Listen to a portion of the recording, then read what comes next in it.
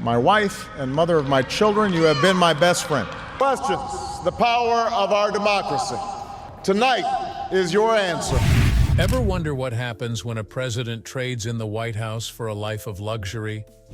From secret mansions to lucrative book deals, we're taking you inside the exclusive world of Barack Obama's billionaire lifestyle.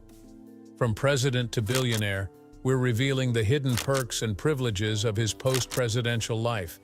Let's dive in and explore how the 44th president lives now. Before getting right into Barack Obama's billionaire lifestyle, it's essential to understand his transition from president to private citizen and the financial opportunities that came with it. Life after the presidency. After stepping down as president in 2017, Barack Obama took an unexpected decision. He remained in Washington, D.C. Why? Well, family comes first. He intended to keep his daughters, Malia and Sasha, in one place, which was the elite Sidwell Friends School. The Obama girls were able to complete their education at one of the greatest institutions in the country, while Barack continued to be a normal dad. By staying in Washington, D.C., Barack showed that family always comes first. He wanted his girls to enjoy a normal life, especially during such a significant transition. The Obamas used to live in Chicago, but now they can stay in one spot to restore normalcy, especially since becoming president. This relocation was all about preserving his family's life as the typical American family, even when everything else was so different. When Obama left office, his bank account was looking very juicy, $70 million. That's a huge jump from the $1.3 million he had when he first became president. So, what boosted his wealth? His presidential salary was a cool $400,000 a year, and he earned extra money from book deals and public speaking gigs. Let's just say being a former president can be pretty lucrative.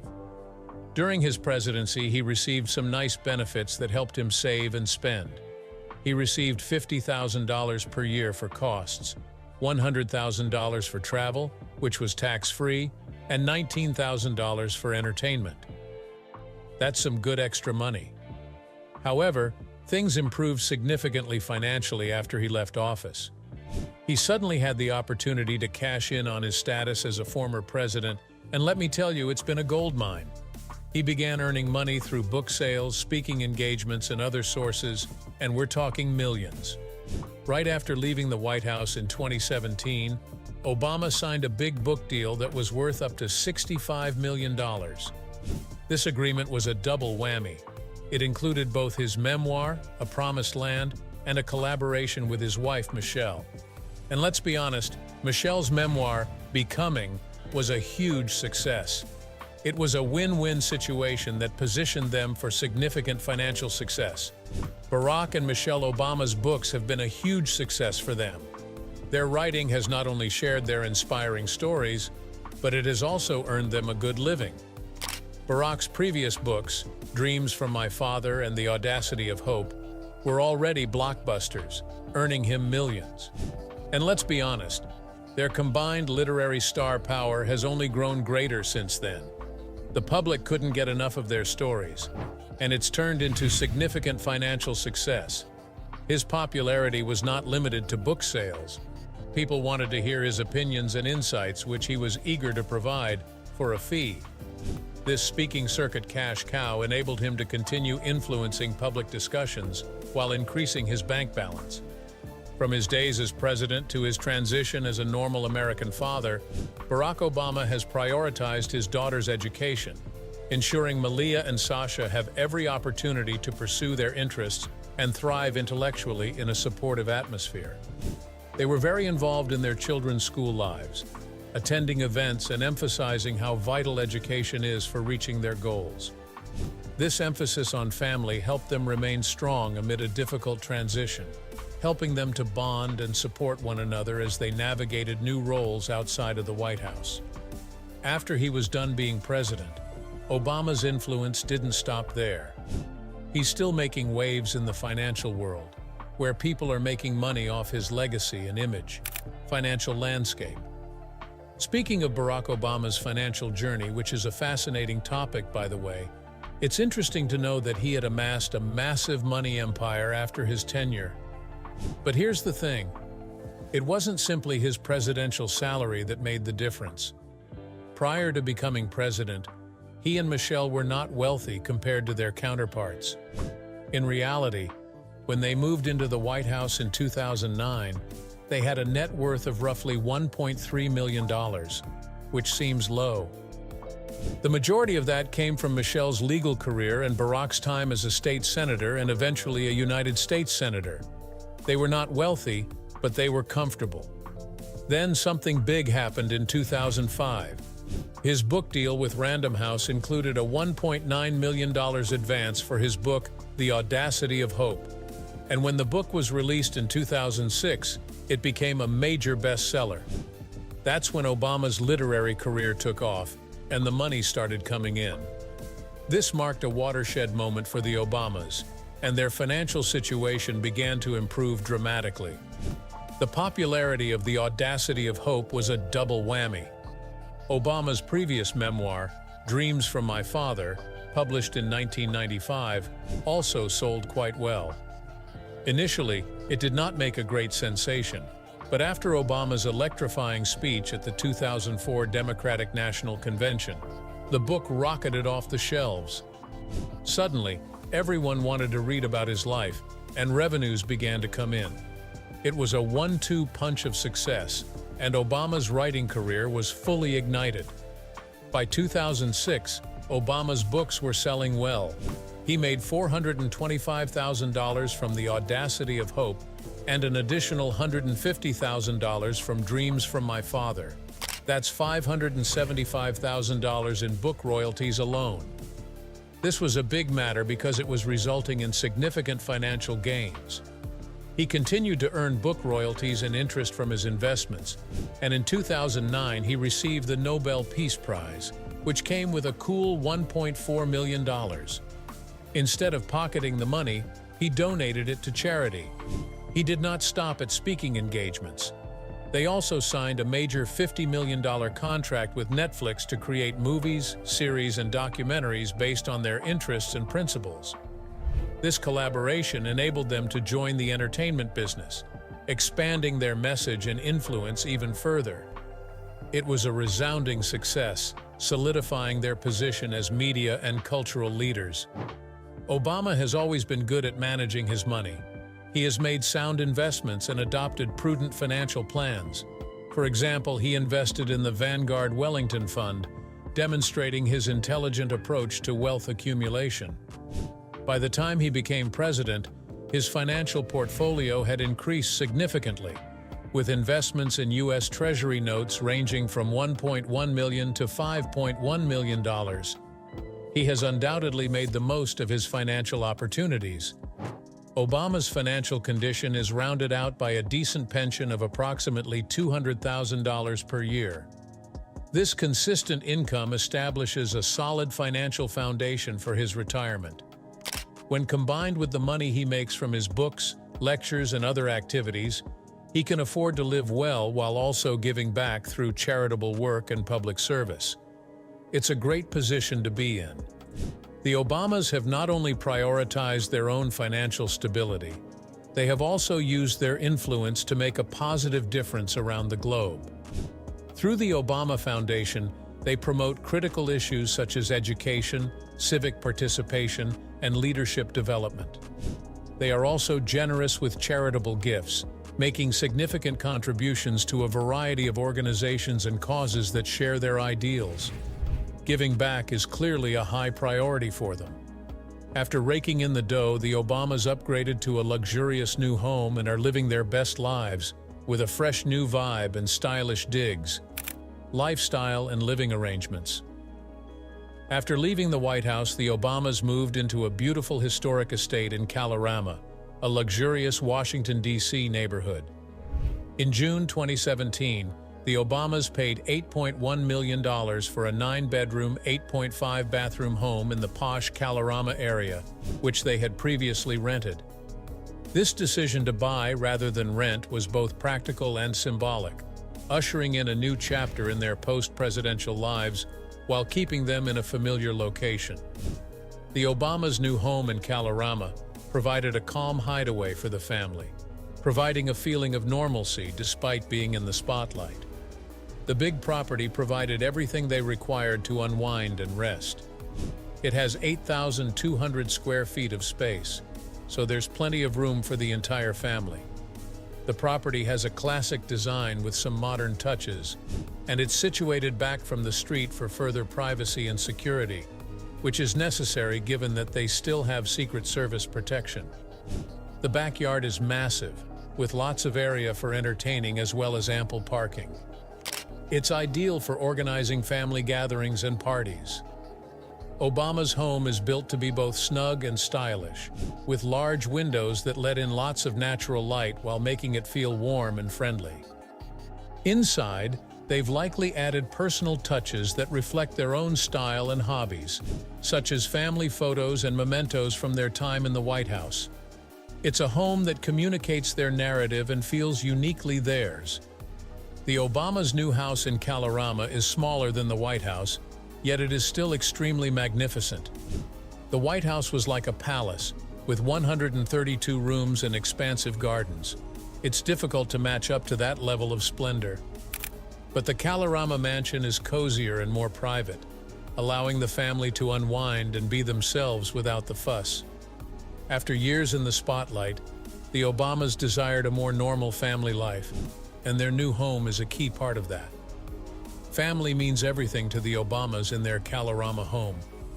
Barack and Michelle have made it plain that keeping their family close is a significant concern, particularly since leaving the White House.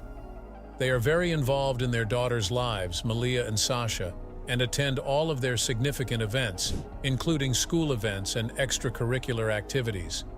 Malia and her sister, who are now graduated, attended prestigious schools during and after their dad's tenure as president. Barack and Michelle want the best for their daughters and are committed to helping them learn and thrive both inside and outside of the classroom. They believe in giving people every opportunity to achieve and become their best selves. Their home in Kalorama is all about striking the ideal mix between family time and personal space. Each family member has their own space to relax and follow their interests, which allows them to feel independent while remaining connected to one another. This is especially crucial for a family that has been in the spotlight for so long. They value quality time together, such as family dinners and activities, to maintain their relationship healthy and communication open. The Obamas also still own their house in Chicago's Hyde Park neighborhood, which represents a special connection to their past and where they began their family. They purchased it for $1.6 million in 2005, and it has played an important role in their family's journey. Even though they now live in Washington, they are still deeply connected to their Chicago community and the life they made there. Furthermore, the Obamas own a vacation property on Martha's Vineyard, which they purchased in 2019 for $11.7 million. This lovely home is situated on 29 acres directly on the coast and offers a calm respite from their hectic life. It's a location where they can unwind, spend quality time together, and get some much-needed rest. The Martha's Vineyard home is also a huge hideaway, with a main house measuring 7,000 square feet and plenty of outdoor space. This helps them to entertain loved ones and make memories in a relaxed setting. This vacation home demonstrates how much they value family time and creating memories that last a lifetime.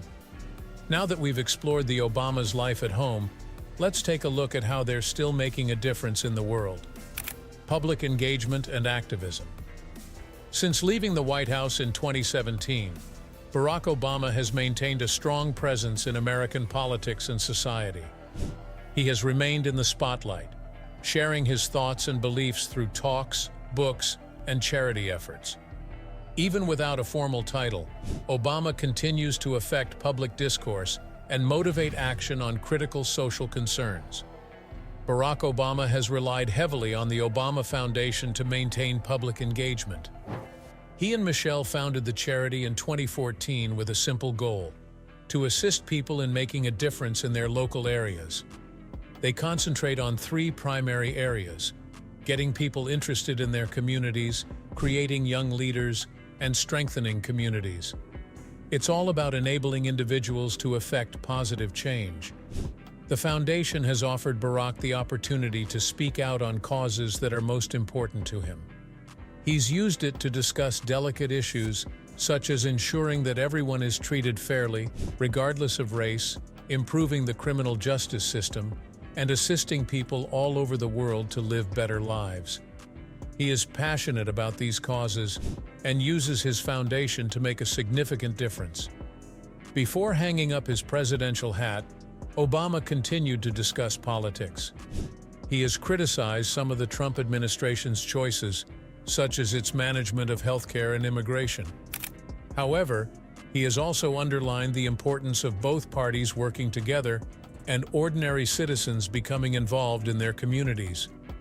In a 2018 speech, Obama urged Americans to be involved, make your opinion known, and vote in every election, not just the major ones. He wants to inspire others to make a difference. He has been a passionate advocate for social justice since leaving office. He has openly backed the Black Lives Matter movement, acknowledging Black Americans' ongoing hardships and advocating for solutions to address long-standing racial inequalities. When police violence against Black people makes headlines, Obama speaks out, emphasizing the importance of holding officers accountable and improving relationships between law enforcement and communities of color. Apart from social justice, he has focused his efforts on strengthening the criminal justice system. He wants to help people who have been incarcerated get back on their feet by providing education and employment training. This reduces the likelihood that they will return to prison. He also emphasizes how the system unfairly affects people of color, claiming that incarcerating too many individuals exacerbates our country's problems. The former president has also been a staunch advocate for LGBTQ+ rights. He was happy when the Supreme Court ruled same-sex marriage lawful in 2015 and has maintained pushing for LGBTQ+ individuals to be treated equitably. In reality, under his administration, he ensured that enterprises collaborating with the federal government did not discriminate against anyone based on who they loved or their gender identity. He is all for equality and wants to defend LGBTQ+ people from discrimination. His passion to assist people all across the world has remained unwavering since he left office. Through his foundation, he has launched programs to assist people in becoming leaders and participating in their communities around the globe. In 2019, he traveled to Africa to meet with young leaders and discuss important problems such as climate change, health, and economic injustice. Despite his continued popularity, Obama strives to strike a balance between his public and private lives. He spends time with his family and enjoys pursuits such as writing and travel. He wrote a book called A Promised Land in 2020, and it was a big success. It's a personal reflection on his life and time as president. He has demonstrated that even former presidents require downtime and freedom to pursue their passions. Throughout his post-presidency, Obama has maintained tight ties with the individuals he served. He frequently holds town hall meetings, where he speaks with ordinary Americans about vital subjects such as healthcare and education. He also uses social media to communicate with his followers, offering updates on his activities and urging them to get active in their communities. After championing social justice and inspiring hope, Obama traded the podium for a passport, embarking on thrilling adventures and relaxing getaways with Michelle. Travel and leisure. When he's not at work, Barack Obama enjoys traveling and relaxing. During and after his presidency, he had some incredible adventures. While he enjoys his short stays at Martha's Vineyard, he also enjoys spending summer vacations in the Oak Bluffs area. It was an opportunity for them to relax and escape the rush and bustle of Washington, D.C. While they were there, they spent quality time together, like swimming at Sandy Beach, where Barack had happy childhood memories of swimming. Aside from Martha's Vineyard, Obama has vacationed in other unique places, including Hawaii, where he is from. As president, he traveled to Oahu, the island where he was born and raised. He has pleasant memories of his boyhood in Honolulu's Makiki area and attending Punahou School. He even returned to important places like Sandy Beach and Halona Blowhole, where his mother's ashes were dispersed. It's obvious that Hawaii occupies a special place in his heart. Obama is also an avid sports fan, particularly basketball. He's been playing since he was a youngster, and even as president, he enjoyed playing pickup games with friends and colleagues. It was an excellent way to keep active, have fun, and improve collaboration. He adores basketball and frequently uses it as an example in talks, claiming that it is similar to life in that you must collaborate and persevere even when things are difficult. When he's not watching sports or reading books, he enjoys spending time alone at night. He is a self-described night owl. This quiet time is ideal for reflecting, writing, or simply thinking profoundly without distractions. He'd frequently go to his private office to focus on business, catch up on paperwork, or simply unwind with a good book. This me time allowed him to stay connected to the things he cares about and grounded.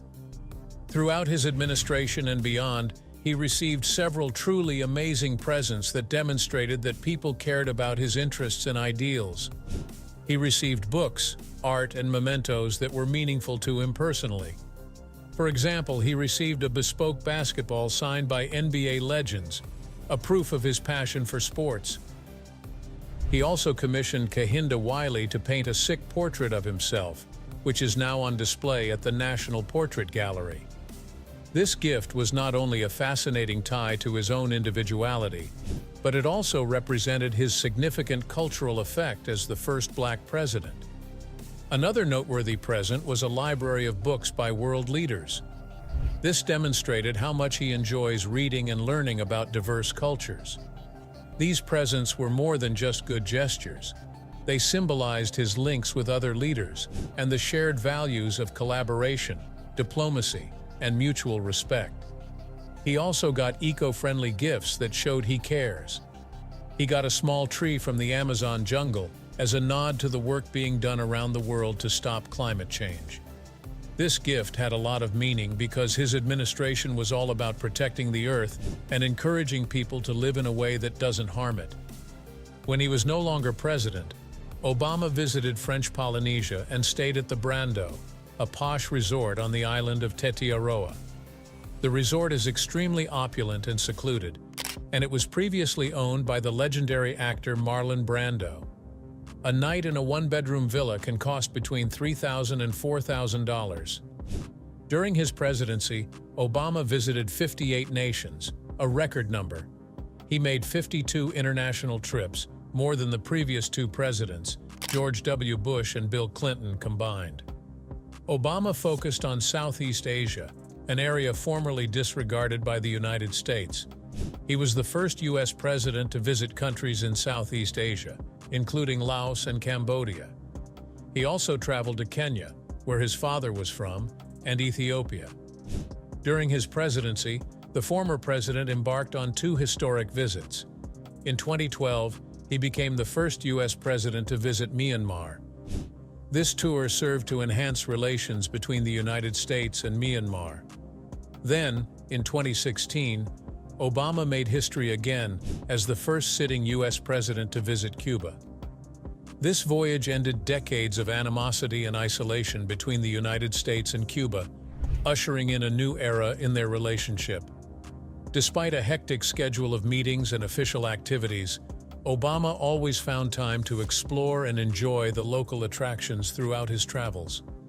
He was like an inquisitive traveler, fascinated by historic landmarks such as the Pyramids of Egypt, the Great Wall of China, and Stonehenge in the United Kingdom. But he didn't simply visit the main sites. He also enjoyed exploring new things, including snorkeling in the Pacific Ocean and visiting the Bob Marley Museum in Jamaica. His curiosity and drive to learn pushed him to travel as a tourist, even while president. He wanted to freshen his mind and widen his knowledge, as Thomas Jefferson did before becoming president. However, not all presidents enjoy sightseeing. Some, like George W. Bush, preferred a more structured schedule and spend less time seeing landmarks. Obama's attitude was very different, and his zeal for discovery distinguished him. Toward the end of his presidency, Obama visited Greece, Germany, and Peru. This was his 52nd overseas tour, and he has now visited 58 countries.